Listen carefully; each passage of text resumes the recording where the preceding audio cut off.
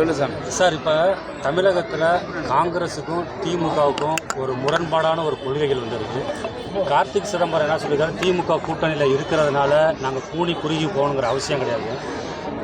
செல்வ பெருந்தகையும் அதேமாரி சொல்லியிருக்காங்க. தேர்தல் முடிஞ்சு வச்சுல அதேமாரி வந்து அது அடுத்த தேர்தல் வரையில் எல்லாம் வந்து சேர்ந்துருவாங்க.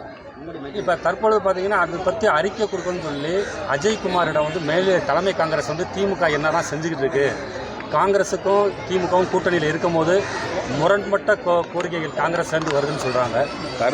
கருத்து வேறுபாடுகள் வரலாம். ஆனால் கூட்டணியிலோ என்டிஏ கூட்டணியில் உருவாக்கப்பட்ட கூட்டணி எங்களுடைய தலைவர் தமிழ்நாட்டில் மட்டுமல்ல இந்தியாவுக்கே ஒரு கூட்டணியை உருவாக்கி அதற்கு முன்னுதாரணமாக 40க்கு 40 தொகுதிகளையும் வென்று இன்றைக்கு சாதனை படைத்திருக்கிறார்கள். இமாலய சாதனை படைத்திருக்கிறார்கள், வரலாற்று சாதனை படைத்திருக்கிறார்கள். அதில் அவங்க கருத்து உரிமைகளில் நம்ம தலையிடறதில்லை.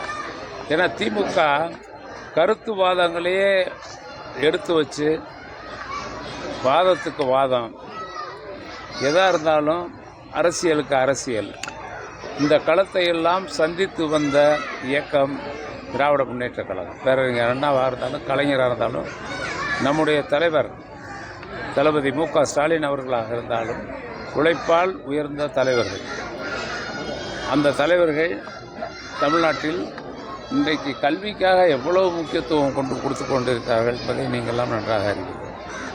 அந்த அடிப்படையில் தான் இப்பொழுது நிறைய பள்ளிகள் கட்டுவதற்கு நிதி ஒதுக்கீடு செய்து நம்முடைய பேராசிரியர் பெருந்தகை கல்வி அமைச்சர், சுகாதாரத்துறை அமைச்சராக இருந்தார், கழகத்தின் பொதுச் செயலாளர், பேராசிரியர் அவர் பெயரால் ஏறத்தாழ 8,000 கோடி அளவிற்கு 7,500 கோடி அளவிற்கு இன்றைக்கு புதிய கல்வி நிலையங்களை உருவாக்குவதில் இன்றைக்கு உருவாக்கி கல்விக்கு மிகப்பெரிய பெருமையும் சிறப்பும் சேர்த்திருக்கின்ற தலைவர் நம்முடைய தளபதியார்.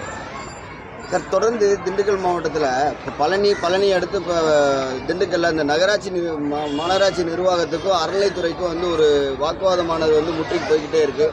இடத்தை வந்து யார் கையகப்படுத்துறது, யாருக்கு வருமானம் பெருக்கிறதுன்ற மாதிரியான ஒரு சூழல் போயிட்டு இருக்காது. இது அது வந்து நீங்கள் மாநகராட்சியில் கிரிவலப்பாதை மக்களுடைய சௌரியத்திற்காக அவங்க கேட்குறாங்க, அதை ஒழுங்குபடுத்தி இருக்கிறார்கள். பாக்கி இருக்கக்கூடிய வீதிகளை இன்றைக்கு நிர்வாகம் சுத்தமாக சுகாதாரமாக பேணி பாதுகாக்க வேண்டும் என்று அறநிலைத்துறை விரும்புகிறது. ஆனால் இன்றைக்கு வியாபாரிகள் பொதுமக்களை எல்லாம் அழைத்து அவர்களுக்கு இருக்கக்கூடிய அசௌகரியங்களை கேட்டறிந்து அதன் மூலம் பேசி தீர்வு காணலாம் என்ற முடிவை இன்றைக்கு எட்டியிருக்கிறது. அதனால் வந்து அதுக்கு ஒன்றும் பிரச்சனை இல்லை, எந்த பிரச்சனையும் இல்லை. யாராக இருந்தாலும் ஒரு மாநகராட்சிக்கு உட்பட்ட, நகராட்சிக்கு உட்பட்ட, ஊராட்சி ஒன்றியத்திற்கு உட்பட்ட அரசினுடைய திட்டங்களில் அவர்கள் சொல்லுகின்ற பொழுது அதை காது கொடுத்து கேட்டு அதை நிவர்த்தி செய்யக்கூடிய அரசு நம்முடைய முதல்வருடைய அரசு. அதேமாதிரி அபிராமி கோயிலுக்கு சொந்தமான இடத்துல நிறைய முறைகள் நடந்திருக்கு. இப்போ கூட ஒரு தனிநபர் ஆக்கிரமிச்சு பண்ணிருக்காரு. இந்த சொத்துக்களை வந்து முறையாக பாதுகாப்பு பல்வேறு குற்றச்சாட்டு இல்லை. தனிநபர் அவர்கள் ஆக்கிரமிப்பு சம்பந்தமாக புகார் வரும் பட்சத்தில் நிச்சயமாக அரசு அறநிலையத்துறை நடவடிக்கை எடுக்கும். பண்ணி அல்ல நம்ம உடனே இப்போ நீங்களே ஒரு இடத்த ஆக்கிரமித்து ஒரு தொழில் பண்ணிக்கிட்டு இருக்கீங்க, அதற்கு அவருக்கு வாய்ப்பு கொடுக்கணும். பதில் வந்து கேட்கறதுக்கு நீதிமன்றமே சட்டம் வகுத்திருக்கிறது.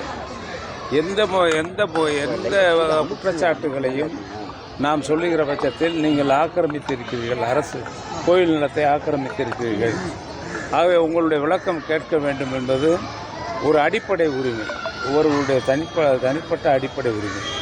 அந்த அடிப்படை உரிமையின் அடிப்படையில் இப்பொழுது உரிய புகார் வரும் பட்சத்தில் அதன் மீது மேல் நடவடிக்கை எடுக்கப்படும்.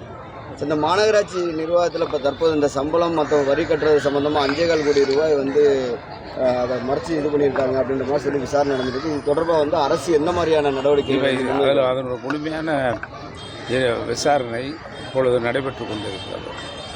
அந்த விசாரணை முடிந்து யார் தவறு செய்திருக்கின்றார்களோ நம்ம நடவடிக்கை எடுக்கிறோம்.